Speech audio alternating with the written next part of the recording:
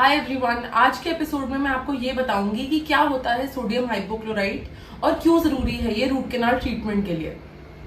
I am doctor Srishti Panjani. I am a private dental practitioner at Coral Dental Delhi and I am also a fellow from the Royal College of Surgeons UK. हमारी body के अंदर नसें एक network की तरह present होती हैं। जैसे पेड़ की बहुत सारी ब्रांचेस होती हैं, ऐसे ही नसों की बहुत सारी ब्रांचेस होती हैं। यही नस जब दांत के अंदर प्रेजेंट होती है तो इसे रूट कैनाल कहते हैं। जड़ के अंदर ये कैनाल सिस्टम प्रेजेंट होता है और इसकी भी ढेर सारी ब्रांचेस होती हैं। जब दांतों में इन्फेक्शन होता है और ये दांतों की नस तक पहुंच जाता है, यानी रूट कैनाल तक पहुंच जाता है, तो इस रूट कैनाल का ट्रीटमेंट करना पड़ता है। अब क्योंकि ये नस ब्रांचेस के रूप में प्रेजेंट है, तो केवल एक पिन जैसा इंस्ट्रूमेंट डाल देने से ये डिसइंफेक्ट तो नहीं किया जा सकता। इसीलिए हमें और भी एडवांस्ड मटेरियल्स एंड इरिगेंट्स चाहिए जिससे हम इस रूट कैनाल सिस्टम को डिसइंफेक्ट कर सकें। अगर आपका कभी रूट कैनाल का ट्रीटमेंट हुआ है तो आपको ये पता होगा कि कुछ पिन जैसे इंस्ट्रूमेंट्स, जिनको फाइल्स कहते हैं, उससे डेंटिस्ट रूट कैनाल को क्लीन करने का ट्राई करते हैं।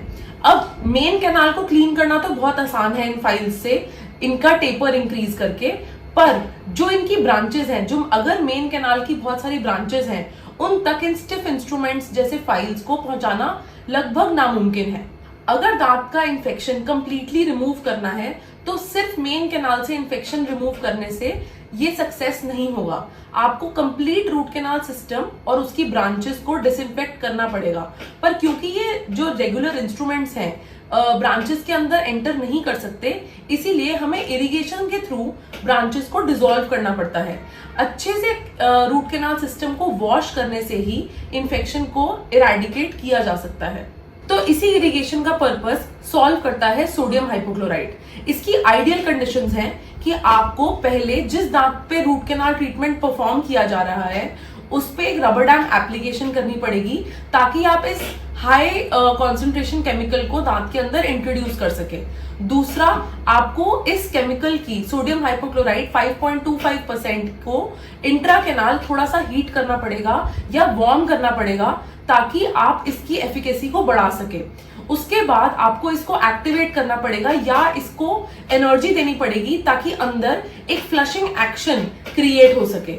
इस पूरे प्रोसीजर को मल्टीपल टाइम्स करने के बाद इसे कहते हैं इरिगेंट एक्टिवेशन एंड डिसइंफेक्शन विद इरिगेंट। ये करने के बाद ही रूट कैनाल ट्रीटमेंट को सक्सेसफुली कंप्लीट माना जा सकता है। तो जब ये डिसइंफेक्शन हो रही होती है तो आपका जो सोडियम हाइपोक्लोराइट है आपकी नर्व को, टूथ की नर्व को कंप्लीटली डिसॉल्व कर देता है और री इन्फेक्शन होने के चांसेस को कम से कम कर देता है। तो इस केमिकल को यूज करने के लिए सबसे इंपॉर्टेंट तो ये है कि आपके पास ऑपरेटरी में ये केमिकल अवेलेबल होना चाहिए, और दूसरा, आपको इसको यूज करने की कंप्लीट ट्रेनिंग होनी चाहिए। ट्रेनिंग का पहला पार्ट तो है रबर डैम एप्लीकेशन। अगर रबर डैम के बिना रूट कैनाल ट्रीटमेंट को परफॉर्म किया जा रहा है तो इस केमिकल को अच्छे से यूज कर पाना इम्पॉसिबल है, क्योंकि इतनी हाई कॉन्सेंट्रेशन में ये ओरल बर्न्स कर देता है। Oral dental tip of the day आज की यही है कि या तो आप अगर डेंटिस्ट हैं तो इस सोडियम हाइपोक्लोराइट की यूजेज को एकदम ऑप्टिमाइज करें अपनी क्लिनिक में, और अगर आप पेशेंट हैं तो ऐसे सवाल अपनी रूट कैनाल ट्रीटमेंट होने से पहले जरूर पूछें, ताकि आपका ट्रीटमेंट सक्सेस की तरफ जाए। So if you found this information useful, do like, share and subscribe to my channel.